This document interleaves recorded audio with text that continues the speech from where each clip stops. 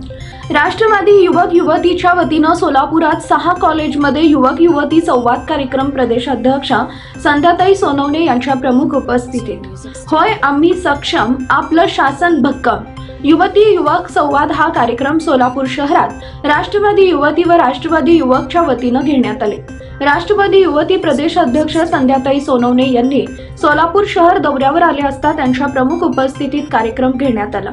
सोलापूरच्या 6 कॉलेजमध्ये युवक युवती संवाद कार्यक्रम घेण्यात आले। Yugandhar homeopathy college, Sangameshwar college, Chhatrapati Shivaji सायम वाणिज्य college, Dayanand college, Dhanraj Girji nursing college, civil nursing college येथे प्रदेशाध्यक्ष संध्याताई सोनवणे यांनी नारी शक्तीचा जागर केला आणि त्यांना मार्गदर्शन करण्यात आले।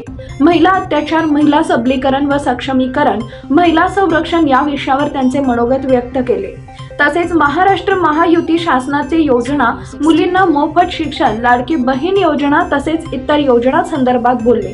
शिक्षणाच्या योजना बार्टी, सार्टी, मार्टी हे युवती युवकांपर्यंत पोहोचवून त्यांचा लाभ घ्यावा असं संध्याताई सोनवणे म्हणाल्या। युवती संवाद दरम्यान विद्यार्थिनींच्या काही समस्या जाणून घेतल्या आणि विद्यार्थिनींच्या सर्व समस्या सोडवण्याचं आश्वासन दिले।